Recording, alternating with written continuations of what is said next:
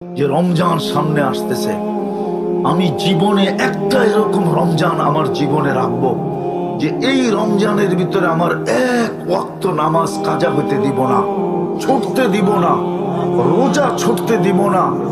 এই রমজানটাকে আমি আমার জীবনের শেষ রমজান আর সবচেয়ে বড় পুঁজি মনে করে আমি কাটায়া দিব। তাহলে একটা রমজানই এই উম্মতের জন্য যথেষ্ট। আমি একটা যুক্তি দিতেছি, ৭৯ বৎসরের বৃদ্ধ যদি মারা গেল আর আল্লাহর সামনে দাঁড়াইলো আর আল্লাহ যদি জিজ্ঞাসা করলো কি নিয়ে আসছিস, তো বুকে হাত দিয়া বলতে পারবে এক রাত্র নিয়ে আসছি। আল্লাহ যদি চেতা বলে এক রাত্র, কেন চেতেন কেন? এক রাত্র তো ৮৩ বৎসর। কোন রাত্র? লাইলাতুল। আমি ছিলাম ৮০ বৎসর, ৮০ বৎসর থেকে ৮০ বাদ দিয়া দেন, তারপরে তো আমি আপনার কাছে পাও না, আপনি আমার কাছে পাবেন কোত্থেকে? এই যুক্তি তো সে দাঁড় করাইতে পারে না, পারে না? কি যুক্তিটা বুঝে আসলো না?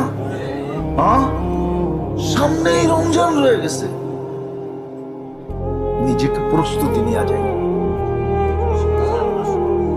নিজেকে বানাই বানাই জান্নাত দিয়া কিনবে, নাইলে আফসোস করতে হবে, বড় আফসোস করতে হবে। কোরআনে আফসোস লেখা আছে, কোনো কাজে দিবে না।